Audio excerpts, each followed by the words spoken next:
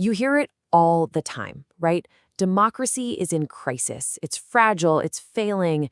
But what if we're looking at the problem from the wrong angle? In this explainer, we're going to peel back the headlines and ask a much deeper question.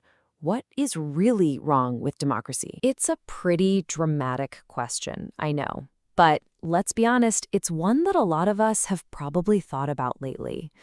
You see all the political turmoil, the polarization, the wild events that seem to shake governments to their core, and it's only natural to wonder if the whole system is just broken. And look, this isn't just some abstract fear. We've all seen the images. The U.S. Capitol being stormed by supporters of a president who lost an election. We see massive political upheaval in South Korea, a country that fought tooth and nail for its democratic systems. Events like these, they force us to stop and ask, is democracy just too vulnerable? To really get what's going on here, we need more than just the 24-hour news cycle.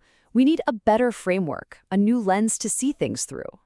So we're going to turn to two major political philosophers who can act as our guides through all this chaos. Okay, so our first guide is the Italian philosopher Giorgio Agamben. Now, he argues that the problem isn't some outside force attacking democracy. No, he says the real conflict, it's built right into the system itself. It's in the very DNA of the word. Agamben's big point is that when we say the word democracy, we're actually, and maybe without even realizing it, talking about two very different things at once. On the one hand, you've got the big, high-minded idea of a political and legal system. But on the other hand, you've got the day-to-day, nuts and bolts administration of the state, basically government as a machine.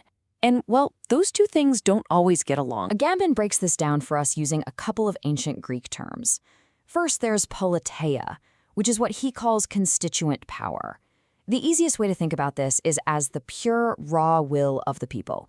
It's the source of all legitimacy. It's the power that makes the laws. But then you have politama, or constituted power. And that's the actual government, the executive branch, the machine that's supposed to carry out those laws. And hey, this isn't some brand new, out-of-the-blue idea. The famous philosopher Jean-Jacques Rousseau was talking about this exact distinction centuries ago.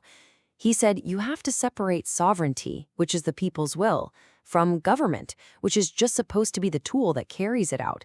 They are meant to be two different things. And this is the crucial part. This is where the danger creeps in. It happens when a leader or a whole government decides to just blur that line.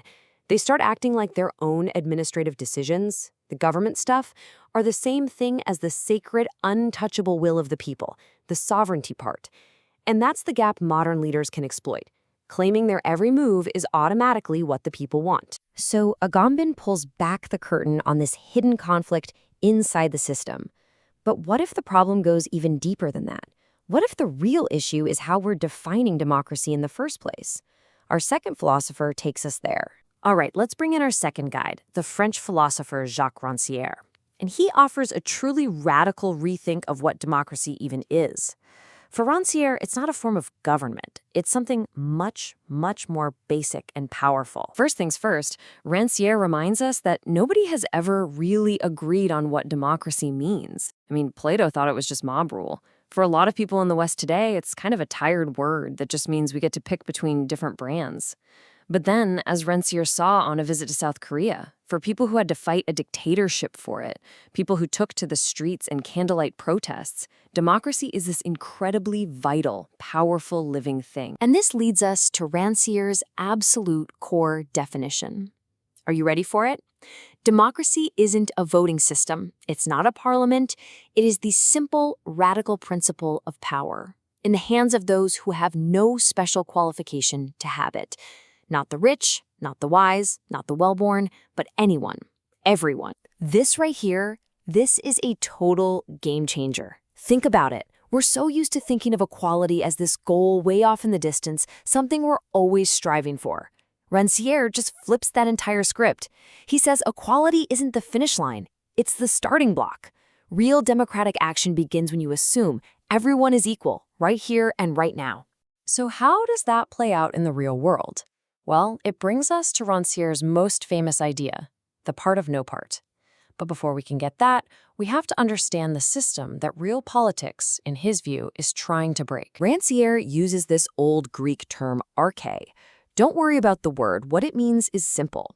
It's just the logic that says a society should be organized based on who's most qualified to be in charge.